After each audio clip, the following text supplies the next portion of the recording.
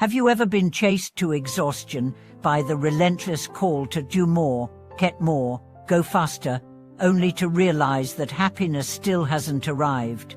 Have you ever scrolled through someone else's glamorous life late at night and felt that sinking question in your chest, how much more do I need before it's enough? Welcome back to the channel, my friend. I'm glad you're here, because today we are going to explore the art of living a life that is enough. Not a life of resignation or laziness, but one of precise control over your energy and direction, a life in which your heart is calm, your footing is steady, and your sense of sufficiency becomes a quiet but unshakable power. Long before our modern chase for more, wise voices said, serving others is the truest way to serve yourself, and letting go is the sign of true awakening. When you connect these, you see that contentment brings happiness is not about settling for less, it's about reclaiming mastery over your life. It's knowing your limits, choosing wisely, cutting losses when needed, and holding steady what matters most, so you can keep moving forward with strength. If we distill this down, it starts with pulling your mind out of the endless loop of never enough, and putting your energy into what I can and should do now. Once you manage this, you find that many of the joys you thought were far away are already within reach, in the measured rhythm of your meals, in the clear boundaries of your relationships, in the patience you bring to your work, in the quiet inner nod when you say, "This is enough." Look at the people who seem to carry life's weight well. They rarely chant slogans. They know when to go all in and when to stop. They often go the extra step to help others because they know that making someone else's road smoother expands their own path. This is not self-sacrifice, it's a long-term investment. Every time you help keep a partnership harmonious, you reduce friction in your own projects. This kind of serving others never diminishes you. It's like laying soft ground for your own future steps. But letting go is often misunderstood. It's not abandoning responsibility or cutting effort, it's setting down the mental baggage that makes you tired before you even begin. Letting go starts with acknowledging the hidden weights you carry: status comparisons, the need to control every outcome, dependency on others' approval. These are the roots of exhaustion. Once you see them, you can release them. Less entanglement means more stillness. Stillness grows into steadiness. Steadiness deepens into clarity.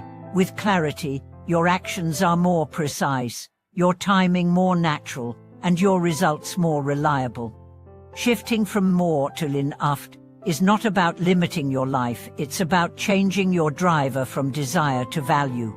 You don't have to demand everything from life, and life doesn't have to give you everything. Food that nourishes, clothes that warm, shelter that protects, friends you can trust, work that uses your strengths. Beyond this, you can choose to spend your time honing your craft, caring for loved ones, and tending to the people around you. That's not shrinking, that's precision. I once knew a shopkeeper who had been in heavy debt. She didn't bet on a miracle windfall. She first cleaned up her accounts, called each creditor, and stabilized her daily cash flow. Her mantra was, "As long as I can live, I don't need riches." You might think she was giving up, but she was seeing clearly. She knew exactly what to guard: her credit, her health, her family ties, and her inner clarity. Her store grew steadily, not because she got a big break, but because she refused to do anything that would harm her peace. She didn't overextend, she didn't overreach, and she outlasted harder times than most. The confidence behind contentment comes from two places. First, putting we before me. When your view is narrow, gain and loss always sting.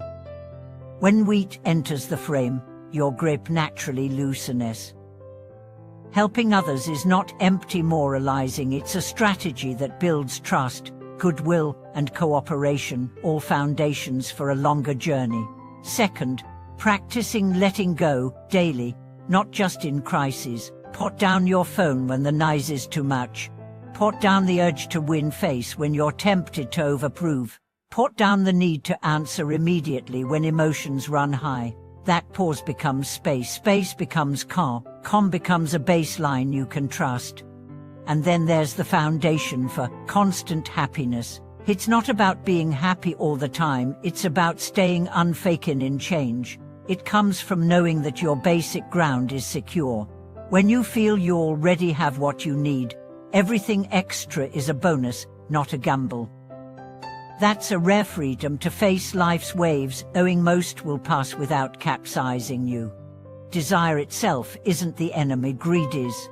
It's natural to want good things, but greed swallows both the good and the possible.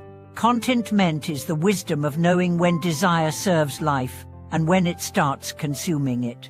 It's choosing depth over expansion, presence over pursuit, steadiness over speed.